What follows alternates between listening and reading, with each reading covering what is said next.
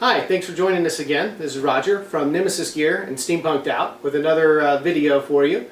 Today I want to talk to you a little bit about cutting leather, more specifically about the blades that we use and how to keep those cutting a little bit longer, increasing the life of your blade. There's a whole variety of blades that we use when we're cutting leather. And I'm just going to go through a few of them, but the same basic principles will apply for most. So let's get a close-up and look at what we're talking about here.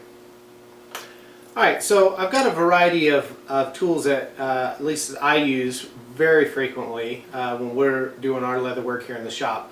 And of course the standard box cutter style blade we use for so many different things. Everything from putting straight edges on leather for strap cutting to cutting out shapes and everything else for our larger patterns. For the more detailed stuff like masks and things like that, we might use an X-Acto style blade or craft blade like this. And then we also have blades for edging the leather and stuff like that.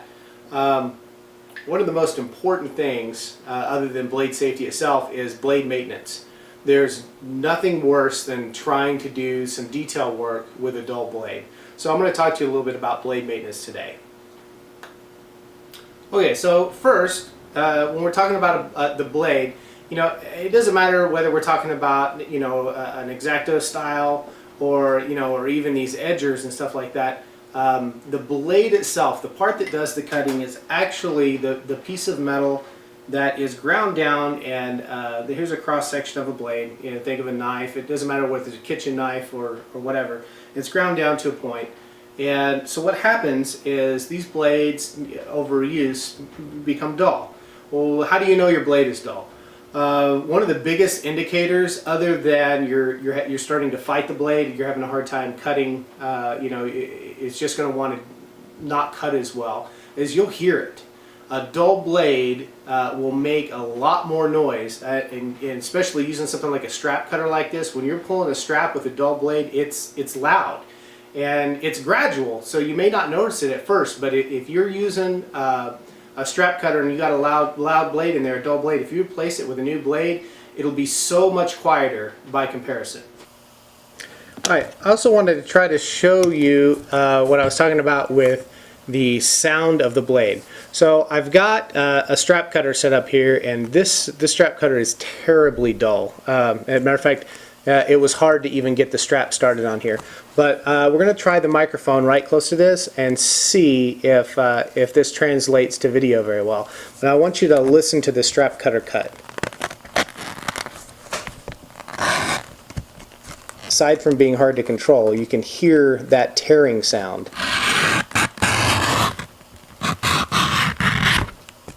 So that's pretty hard. This strap cutter's got a newer blade. It's not the newest blade in the world, but I think that hopefully you'll be able to hear the difference on this. You can certainly feel the difference. This one just pulls a lot smoother and cleaner. It's still got quite a bit of life left on it. This thing probably should have been changed probably, I don't know, a dozen straps ago or so. It's terribly dull.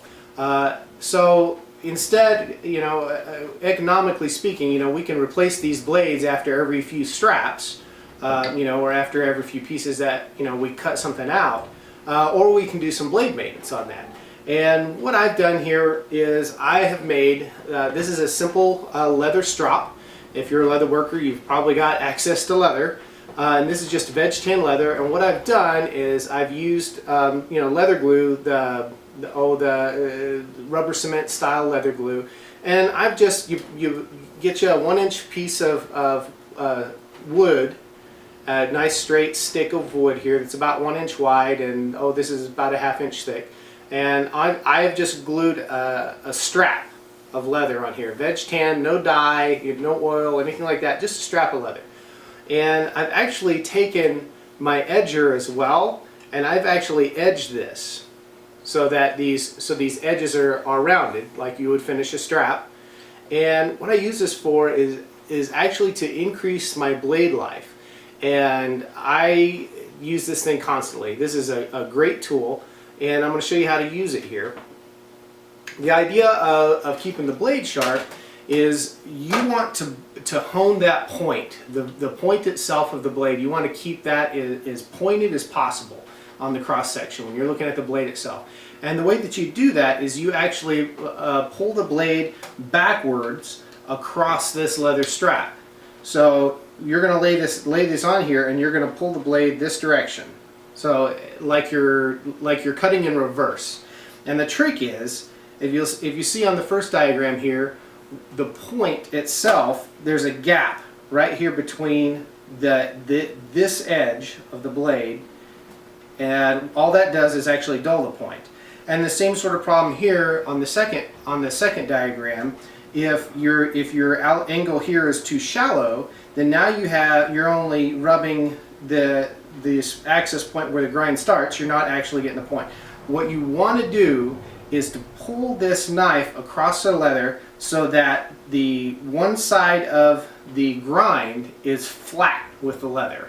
Okay, and you do that both directions. You're going to pull this direction. And I'm going to show you exactly what I'm talking about here.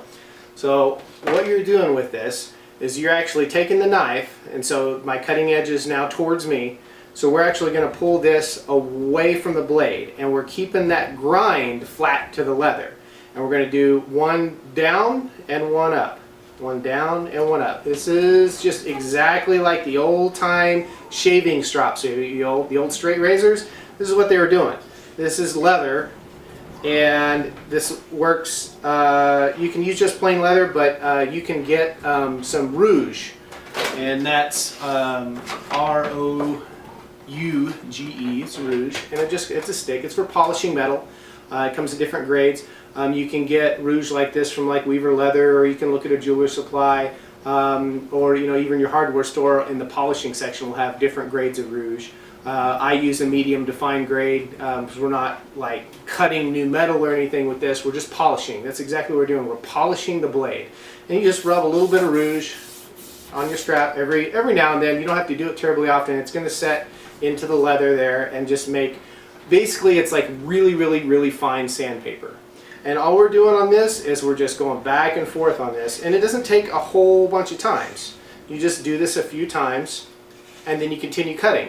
And you do this multiple times. Like if I'm cutting out a large piece, I may choose to strop my blade for 3 or 4 or 5 times in one piece. It's all right just to hit it 4 or 5, 6 times, and you're going to find that your cuts are going to be so much easier. You're not going to be fighting your blade, and you're not going to be jerking. If you're cutting and you're having to apply pressure and you have this jerk motion, your blade's probably dull.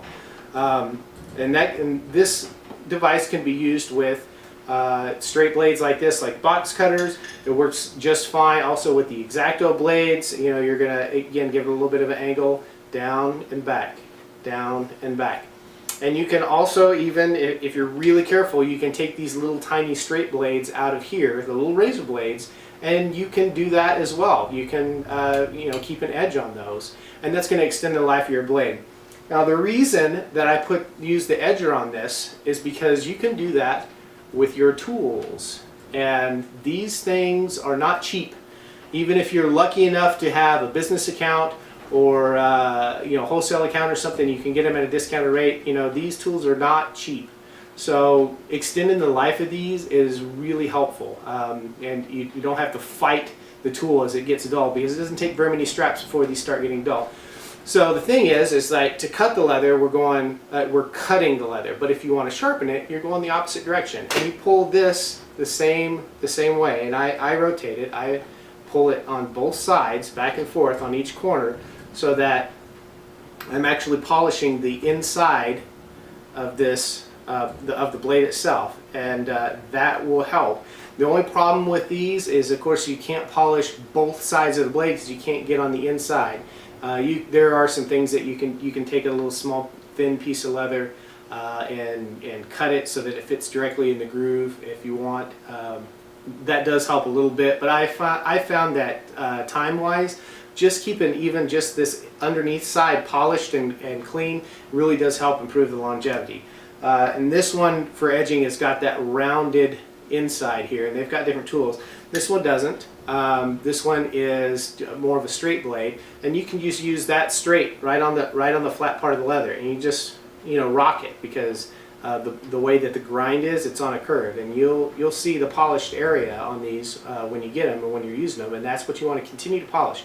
That's going to keep that edge a lot nicer. So